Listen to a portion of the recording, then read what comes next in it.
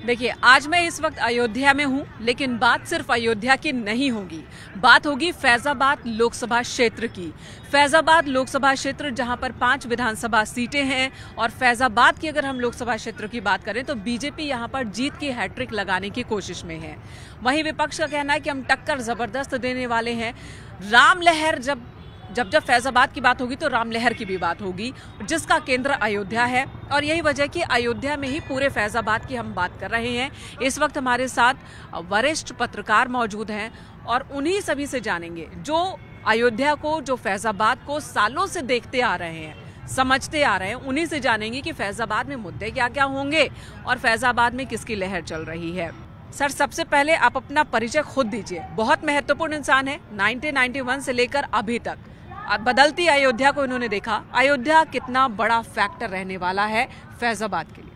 हाँ, सबसे पहले तो आपने परिचय पूछा है तो मेरा नाम महेंद्र त्रिपाठी है। मैं प्रेस क्लब अयोध्या का अध्यक्ष हूँ और 82 से लेकर 92 तक रामलीला के दरबार में जितनी भी एक्टिविटीज़ हुई हैं सबका साक्षी हूँ। चाहे ताला खुलना हो, चाहे शिलान्यास होना हो, चाहे वर्ष 1990 का गोलीकांड हो, चाहे 6 दिसंबर 92 का ढांचा गिरना हो, और सीबीआई के 2 बड़े मुकदमे में गवाह भी रहा हूँ। सरकार बनाम लाल कुलहसवानी रायबरेली कोर्ट में और सीबीआई के लखनऊ कोर्ट में भी गवाह रहा हूँ। ठीक है। और ये सारे मैंने काम किए हैं। उसके अलावा जो राम मंदिर में साक्ष्य सबूत न्यायालय में दाखिल हुए थे कि ये मंदिर है कि मस्जिद है, तो मंदिर की तरफ से हमने सारे साक्ष्य दिए थे, जिससे फैसला आया कि राम मंदिर है। चलिए, ये तो बात राम मंदिर की हो गई, लेकिन राम मंदिर जो राजनीतिक मुद्दा रहा है, फैजाबाद लोकसभा सीट पर भी उसका असर रहा है। क्या इस बार भी असर होगा?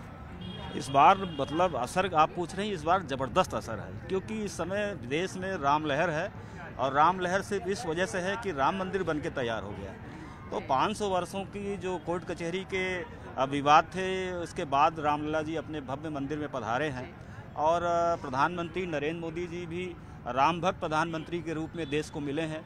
यही बात है कि सारी बातें जी, लेकिन देखिए, जिस फैजाबाद को कहा जा रहा है कि ये तो बीजेपी की ही होने वाली है, लेकिन यही फैजाबाद ये वो जगह है जहां से भाकपा ने भी जीता है, जहां पर कांग्रेस भी जीत चुकी है, जहां पर समाजवादी पार्टी ने भी जीत हासिल की है, अब बीजेपी भी जीत रही है।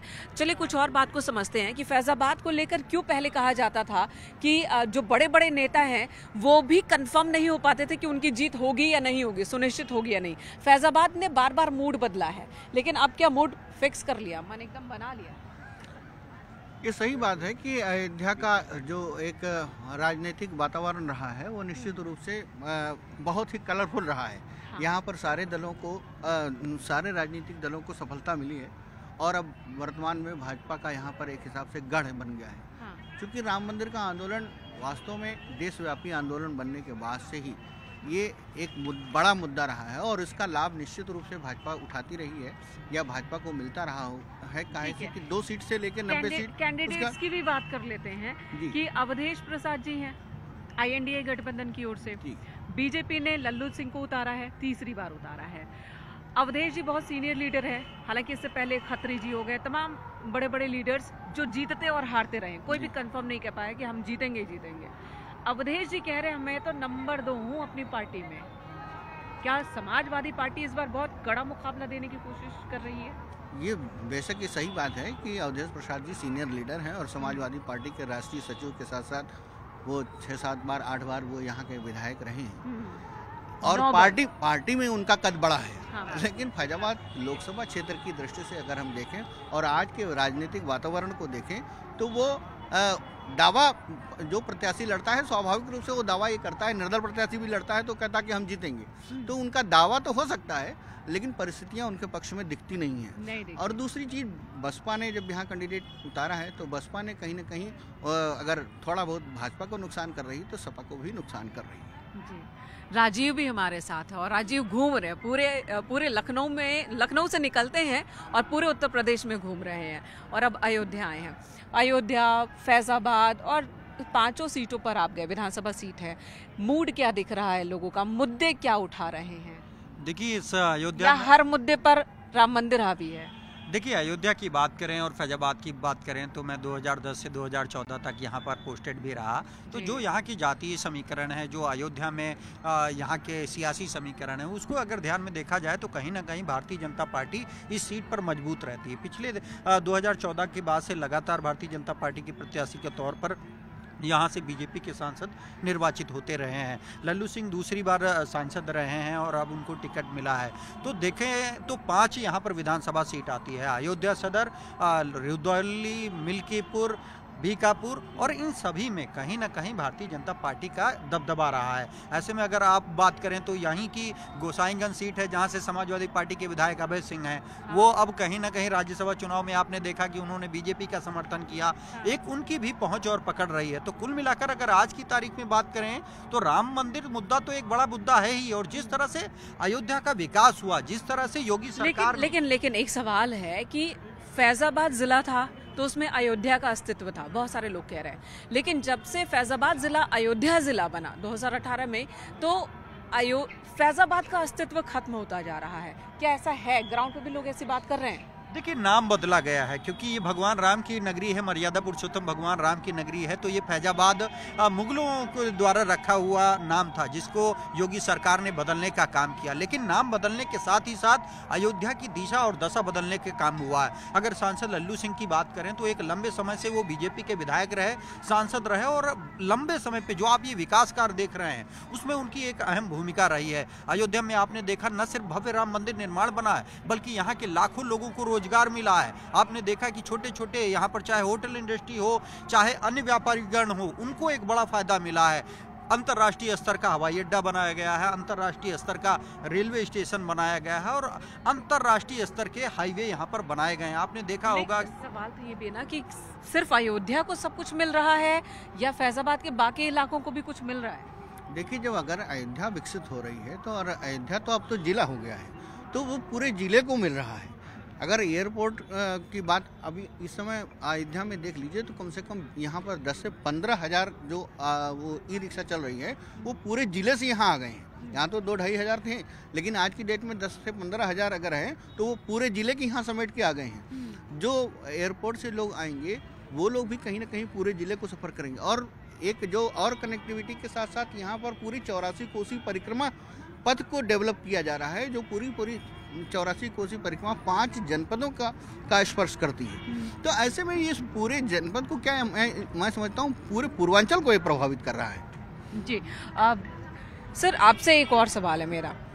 सवाल ये है कि अयोध्या, फैजाबाद, यहाँ पर कुछ ही चेहरे हैं जो रिपीट हो रहे होते हैं, चाहे वो खत्री जी की बात कर ले, लल्लू जी की बात कर ले, अवधेश प्रसाद जी की बात कर ले। पार्टियां बदल जाती हैं, चेहरे वही 4-5 घूम रहे हैं सालों से।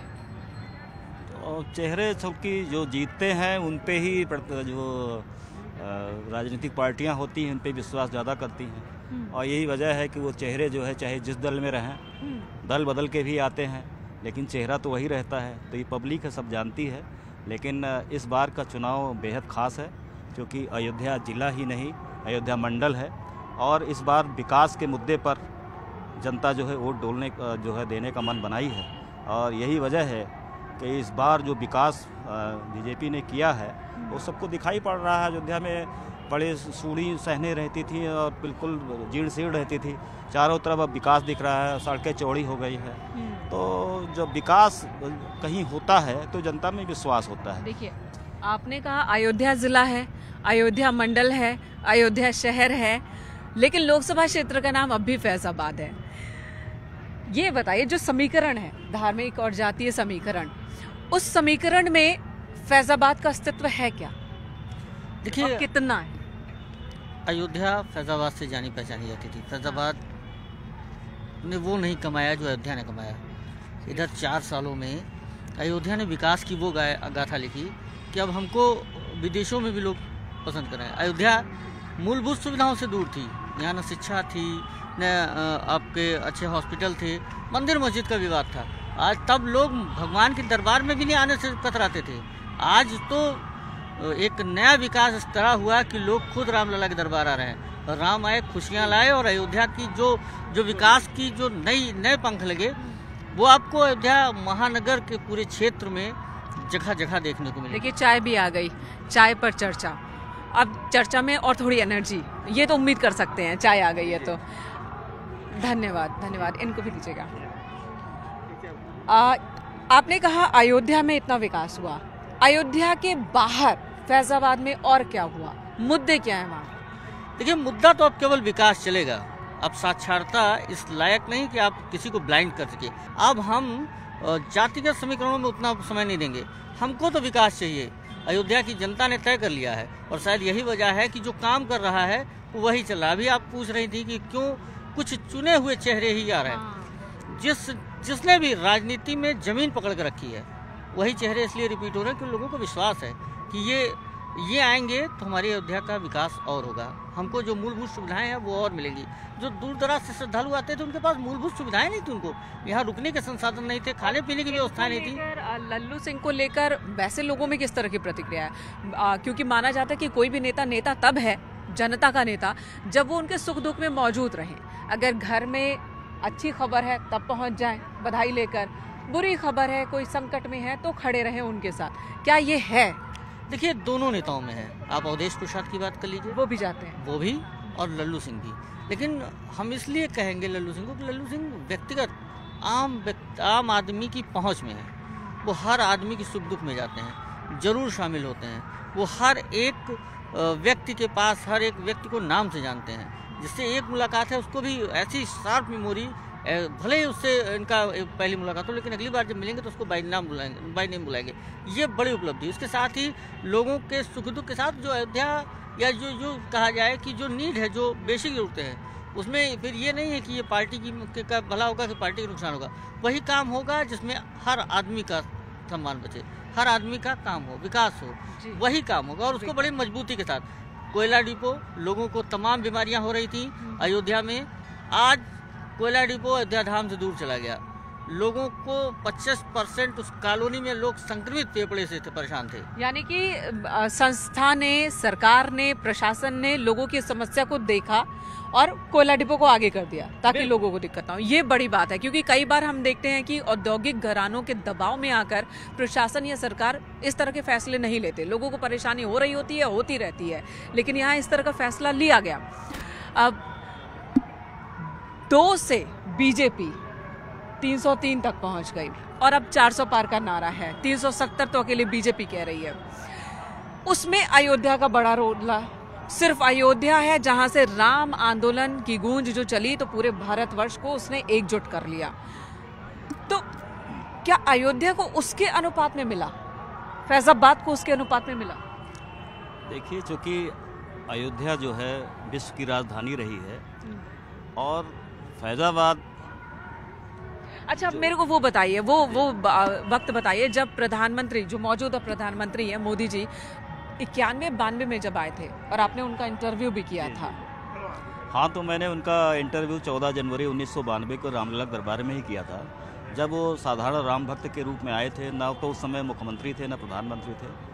तो मैंने उनसे कुछ सवाल किया था जो आज भी वो सत्य साबित हुए हैं। मैंने पूछा था कि रामलला दर्शन किया है, बहुत देर तक आप रामलला निहार रहे हैं, देख रहे हैं, तो आखिर क्या आप पूछ रहे हैं रामलला से? बहुत देर के बाद जवाब दिया उन्होंने। फिर मैंने उनसे पूछा कि दोबारा कब आएंगे, तो उन्होंने कहा जब राम मंदिर का निर्माण होगा तब आएंगे। तो एक अजब गजब की राम भक्ति एक ऐसे व्यक्ति के अंदर दिखी जो रामलला दरबार में 32 वर्ष पहले संकल्प लिए और रामलला की ऐसी कृपा हो गई कि वो 4 बार गुजरात के मुख्यमंत्री बने, 2 बार प्रधानमंत्री बने और तीसरी बार फिर प्रधानमंत्री बनने के लिए बिल्कुल ज़ोर शोर से लगे हैं। और यही वजह है कि वो 400 पार के जो नारे लगा रहे हैं वो रामलला की आशीर्वाद से लगा रहे हैं और वो उनको पूरी उम्मीद है और देश को भी उम्मीद है कि उनको वो उनकी मुरादें रामलला पूरा करेंगे। रही अवधेश प्रसाद की, तो अवधेश प्रसाद जी 7 बार यहाँ विधायक रहे हैं और ये पहली बार लोकसभा का चुनाव लड़ रहे हैं। तो इस वजह से इस लोकसभा के चुनाव में मुद्दा तो विकास का है। 7 बार या 9 बार विधायक रहे, 7 बार तो मंत्री रहे। वो हो सकता है कहीं से भूल हो रही हो, लेकिन पहली बार वो लोकसभा का चुनाव लड़ रहे हैं। तो यही वजह है कि इस लोकसभा के चुनाव में विकास का मुद्दा है और लल्लू सिंह के विकास को यहाँ के फैजाबाद की जनता ने देखा है और यही विश्वास है। समाजवादी पार्टी शायद ये संदेश देना चाह रही थी कि हम मजबूत कैंडिडेट उतार रहे हैं, अपने उस सिपाही को उतार रहे हैं जो नंबर 2 की हैसियत पार्टी में रखता है। यही है सर, यही बात है समाजवादी पार्टी का मैसेज। हाँ, कहीं ना कहीं ये बात है और कुछ समीकरणों को उन्होंने ध्यान में रखते हुए, पीडीएस समीकरणों को ध्यान में रखते हुए, समझाइएगा जरा वो पीडीएस समीकरण को कैसे सेट किया उन्होंने अपना जो पीडीएस समीकरण बनाने की कोशिश की यहाँ पर, कि जो एमवाई का समीकरण है उसके साथ दलित जोड़ने की बात जो उन्होंने अपनी की, वो उस गणित में ही उन्होंने किया। जबकि उतना बड़ा कद उनका अवधेश प्रसाद जी का फैजाबाद लोकसभा में नहीं है, एक विधानसभा के लिए तो उनके लिए था, क्योंकि उसमें उनके समीकरण उनको सहयोग करते थे और इसके नाते। लेकिन जिस तरीके की आज की डेट की जो परिस्थिति है, जो वातावरण है, जिस तरीके से अयोध्या का मुद्दा आज पूरे देश में गूंज रहा है और करोड़ों भक्त पिछले 66 दिनों में यहाँ पर आ चुके हैं, ऐसी स्थिति में अयोध्या की जो परिस्थिति है वो कहीं भी उनके पक्ष में नहीं है। यानी कि फैजाबाद लोकसभा क्षेत्र की अगर बात हो तो चाह कर भी अयोध्या को हम नकार नहीं सकते। अयोध्या का असर होगा, राम मंदिर का असर होगा और ये निश्चित है, चाहे हम कितना भी कर ले। प्रधानमंत्री जी लेकिन कह रहे हैं कि राजनीति धर्म की विपक्ष कर रहा है। राजीव से इस पर जान लेते हैं कि लोग जो हैं यहाँ के वो क्या कह रहे हैं। राजीव, प्रधानमंत्री ने कहा धर्म की राजनीति बीजेपी नहीं करती बल्कि विपक्ष कर रहा है, और इसका उन्होंने हवाला दिया कि जब प्राण प्रतिष्ठा के लिए आमंत्रण मिला, निमंत्रण मिला कांग्रेस को, तो कांग्रेस ने बोल दिया भैया हम तो नहीं आएंगे। तो वहीं से राजनीति शुरू हुई। क्या पब्लिक भी यही कह रही है यहाँ की? देखिए, ये आरोप एक दूसरे दल पे लगते रहते हैं। कांग्रेस ये कहती है कि राम के नाम पर बीजेपी आज से नहीं बल्कि 90 के दशक से राजनीति करती रही है, और वो मंदिर इसीलिए नहीं बनवा रही थी क्योंकि ये मुद्दा जिंदा रहे, लेकिन अब मंदिर बन चुका है। और बात ये भी सच है कि जब मंदिर बना तो खुद मंदिर ट्रस्ट ने सभी नेताओं को देश के यहाँ पर आने का निमंत्रण दिया। तब उस वक्त कांग्रेस के बड़े दिग्गज नेताओं ने उस निमंत्रण को तो ठुकरा दिया। अच्छा, समाजवादी पार्टी ने भी ठुकराया था, लेकिन बाद में उन्होंने ये भी कहा कि हमें जब मन होगा हम जाएंगे, हमें राम मंदिर से परहेज नहीं है। और हालांकि अभी वाड्रा ने भी कहा है, कांग्रेस से वाड्रा ने भी कहा कि मैं तो राम मंदिर जाऊंगा। तो क्या उन्हें एहसास हो गया कि गलती कर दी है, सुधारने की कोशिश लेकिन देर कर गए? देखिए, कहीं ना कहीं अगर जिस तरह से उस समय भी अगर देखा जाए तो कांग्रेस शीर्ष नेतृत्व ने भले ही नकारा हो, लेकिन खुद जो यहाँ से सांसद रहे, पूर्व सांसद निर्मल खत्री, वो भी राम मंदिर के प्राण प्रतिष्ठा कार्यक्रम में शामिल हुए, और हिमाचल के पीडब्ल्यूडी मंत्री वो भी यहाँ पर पहुंचे थे जो कांग्रेस के थे, और उन्होंने ये कहा भी कि हम न सिर्फ आए हैं बल्कि हमारे पूर्वज भी राम मंदिर से उनका जुड़ा रहा है और यहाँ दान भी देते रहे हैं। तो ये निर्णय शीर्ष नेतृत्व का है। खत्री को उसका नुकसान भी तो उठाना पड़ा। वो राम मंदिर प्राण प्रतिष्ठा में आ गए थे पार्टी की लाइन से अलग हटकर।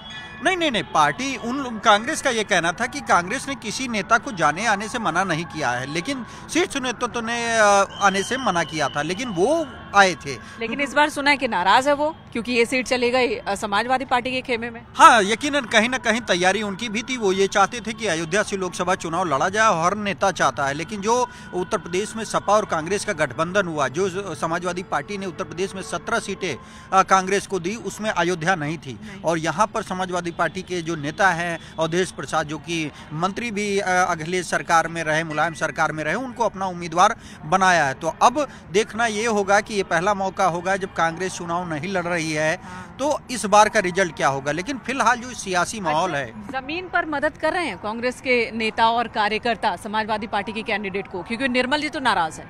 देखिए, सच्चाई तो ये है कि ये समझौते में सीट कांग्रेस ने समाजवादी को नहीं दी है, समाजवादी पार्टी ने छीन लिया है, और उन्होंने बिना समझौता किए इस सीट को घोषित कर दिया, और अब मजबूरी में कांग्रेस नेतृत्व ने इस सीट को समझौते की सीट मान लिया है।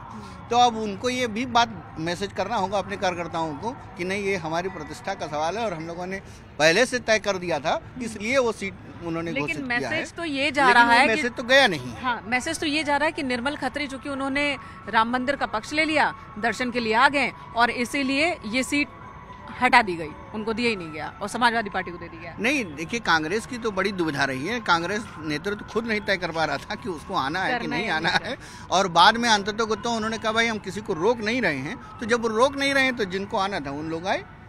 चलिए, तो यहाँ तो बातचीत और जो लोगों की बात समझ में आ रही है पत्रकारों के नजरिए से, वरिष्ठ पत्रकारों के नजरिए से, वो ऐसा ही लग रहा है कि फैजाबाद लोकसभा सीट पर चुनाव के दौरान राम मंदिर का मुद्दा तो जो हावी रहा है, इस बार भी हावी रहेगा, और बीजेपी के मैनिफेस्टो में भी एक बार फिर से राम मंदिर का जिक्र है, रामनवमी का जिक्र है, तो जाहिर सी बात है उसका असर होने वाला है। और देखते हैं, अब तो नतीजे आएंगे, उसके बाद चीजें क्लियर होंगी, लेकिन अभी तक हावी दिख रहा है ये मुद्दा हर मुद्दे पर।